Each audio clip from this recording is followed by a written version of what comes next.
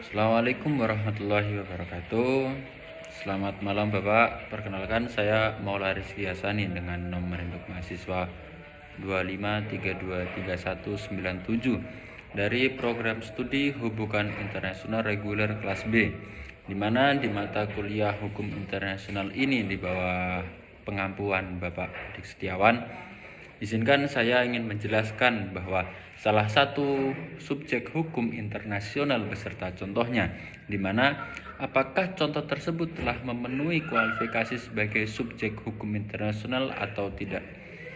Perlu diketahui bahwa dalam diskursus hukum internasional, subjek hukum internasional didefinisikan sebagai entitas yang memiliki kapasitas hukum untuk menyandang hak dan kewajiban internasional, serta memiliki kemampuan untuk melakukan tindakan hukum di ranah global. Kapasitas ini juga mencakup kemampuan untuk membuat perjanjian internasional dan melakukan penuntutan di muka pengadilan internasional. Selain negara sebagai subjek hukum utama, organisasi internasional juga memegang peran krusial sebagai subjek hukum yang derivatif. Organisasi internasional adalah perhimpunan negara-negara yang dibentuk melalui perjanjian internasional dan juga memiliki organ-organ untuk menjalankan fungsi spesifik demi pencapaian tujuan bersama. Dalam hal kasus ini, saya memberikan contoh entitas yang akan saya sebutkan, yaitu Perserikatan Bangsa-Bangsa atau United Nations. Untuk menentukan apakah PBB ini merupakan subjek hukum internasional yang sah atau tidak, kita harus merujuk pada kriteria legal personality. Pada dasar pendiriannya adalah sebagai berikut. Yang pertama, PBB didirikan melalui Piagam PBB atau UN Charter pada tahun 1945 yang merupakan sebuah perjanjian multilateral. Hal ini juga dapat memberikan dasar hukum formal bagi eksistensi organisasi internasional tersebut. Kemudian yang kedua yaitu Mahkamah Internasional atau sering kita sebut dengan istilah ICJ melalui Advisory Opinion pada tahun 1945, di mana di situ menegaskan bahwa PBB memiliki kepribadian hukum internasional. Dan juga Mahkamah Internasional juga menyatakan bahwa organisasi ini memiliki hak dan kewajiban yang berbeda dari negara-negara anggotanya, dan juga memiliki kapasitas untuk mengajukan klaim internasional atas kerugian yang diderita pegawainya.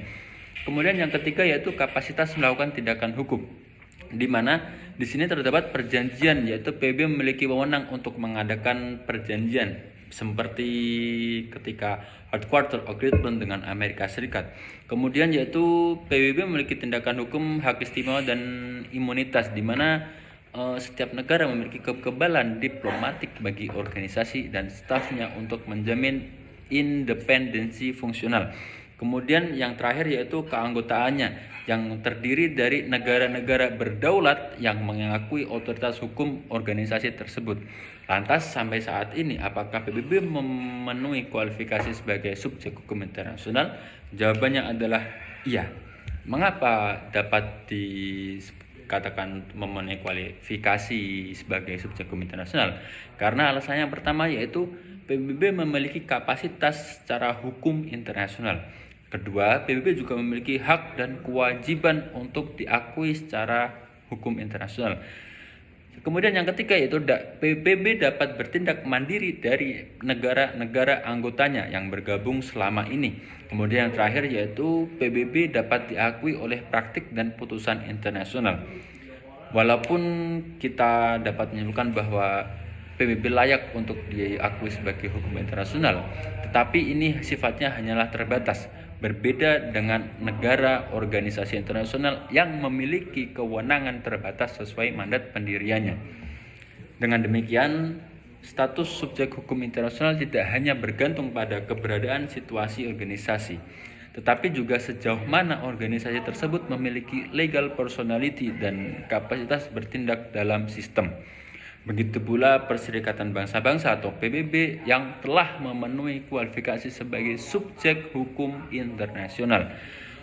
Meskipun kepribadian hukumnya bersifat terbatas atau limited legal personality dan fungsionalnya dibandingkan negara-negara lain, PBB secara nyata memiliki kapasitas hukum untuk bertindak sebagai aktor mandiri dalam tata hukum internasional. Mungkin cukup sekian dari saya. Bila mana ada tutur kata yang kurang berkenan, saya minta maaf sebesar-besarnya.